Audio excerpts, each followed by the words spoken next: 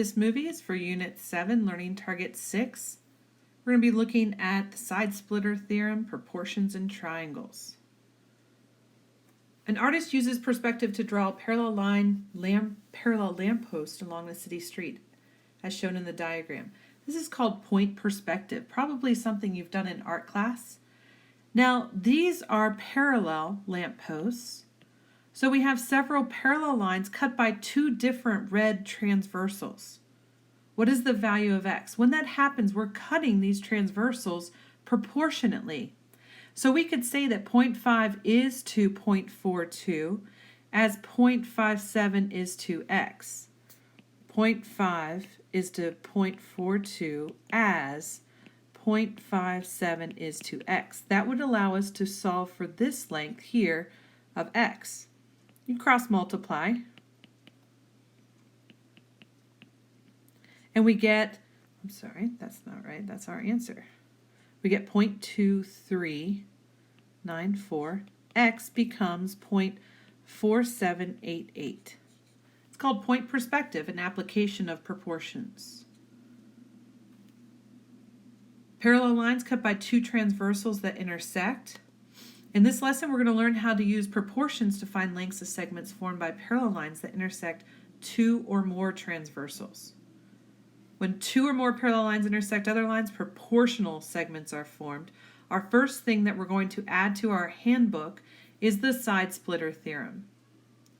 It says if a line is parallel to one side of a triangle and intersects the other two sides, then it divides these sides proportionally. So notice the if is that these two lines are parallel. Now you can see this triangle sitting on top of the other triangle. And when we get these two sides parallel to each other, we're cutting these segments into proportional segments. We're saying XR is to RQ as YS is to SQ, and that happens when these two are parallel lines. So add that to your handbook, and then press play when you are finished. Let's do a proof of this theorem. Here we have our given triangle X or QXY. RS is parallel to XY. So in number 1 we have given. What allows us to say that 1 is congruent to 3 as well as 2 being congruent to 4? Well, that's corresponding angles are congruent. The two triangles are similar. Notice not congruent. They're similar because I have two angles of one congruent to two angles of the other. So I have angle-angle similarity. Now that I have that, I can say that XQ, this entire length, is to RQ, this length, as YQ is to SQ. And that is because similar triangles have proportional sides.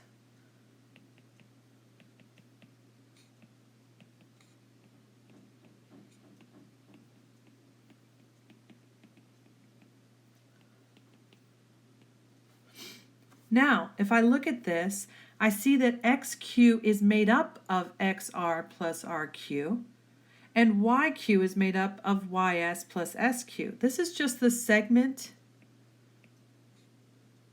addition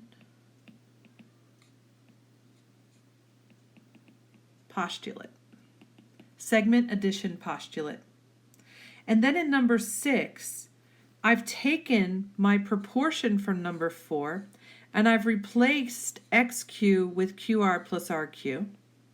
And I replaced, I replaced YQ with YS plus SQ. So this is substitution.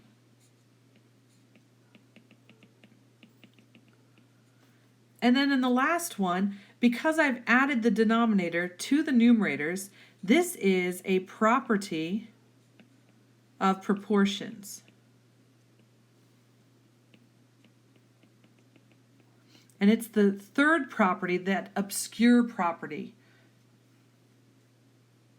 Okay, it's always good to do a proof to remind our brain of some of those other theorems we've been using. Let's put it into practice now. And let's do this problem. What's the value of x in the diagram? Well, I've got that these sides are both parallel. That tells me that these segments are proportional. So I'm going to do x plus 1 is to 12 as x is to 9. So x plus 1 is to 12 as x is to 9. And I'm going to cross multiply. So I get 9 times x plus 1 is equal to 12x. So this gives me 9x plus 9 equals 12x. And I get 9. I'm going to subtract 9x on both sides and divide by 3. I get that x is 3. So once we know that the third side, these sides, KL parallel to PN, we can set the sides proportionate to each other. Let's look at this one. We'll do A. And A has these sides parallel to each other. So pause the movie, try this on your own, and then press play when you are finished. Okay, in this one, we're going to say A plus 4 is to A as 18 is to 12. I can do that because these sides are parallel. So A plus 4 is to A as 18 is to 12. I'm going to cross multiply. And I'm going to solve this. So I get 12A plus 48 equals 18A. And 48 equals 6A. A is equal to 8. Okay, pause this movie, add the corollary to the side splitter theorem to your notes. This is saying if 3 parallel lines intersect 2 transversals, then the segments intercepted on the transversals are proportionate. So AB is to BC as WX is to XY. So pause the movie, add that to your handbook, press play when you are finished. All right, let's apply that situation here. Camping. 3 campsites are shown in the diagram. What is the length of site A along the river? So we want to find this length here.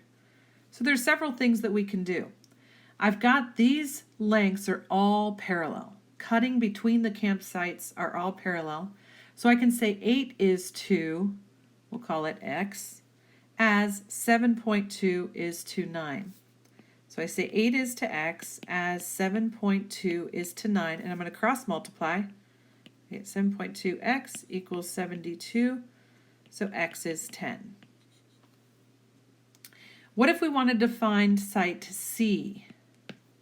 This length right here. Let's call that y. So if we wanted to solve for y, I could do something that's given, which would be 8 is to 6.4 as 7.2 is to y. And in this case, I would cross multiply here. I get 8y equals 46.08.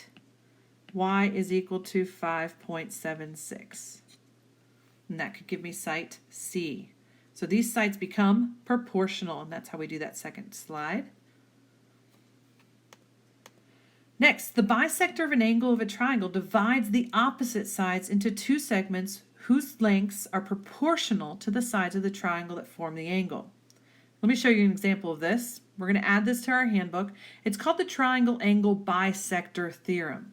So this is saying given our triangle ACB, if I take one of the angles, angle A, and I bisect it, I cut it in half. What's happening by cutting that angle in half is I've got that CD is to DB as CA is to BA. I'm cutting the sides proportionately. So pause the movie, add this to your handbook, and then press play when you are finished. All right, let's look at this example. What is the value of x in the diagram? So we've got the large triangle RSP. I've created an angle bisector, and I always like to extend it so I can see the 2 sides that I've formed. And so by extending it, now I've got that 12 is to 10 as x is to 18. I could write it that way. 12 is to 10 as x is to 18. Could I have done 10 is to 12 as 18 is to x? Yes. Could I have done 10 is to 18 as 12 is to x? Yes. So there are many ways to set up this proportion. we cross multiply and we get 10x is equal to 216. So x is equal to 21.6. So we get sides proportional.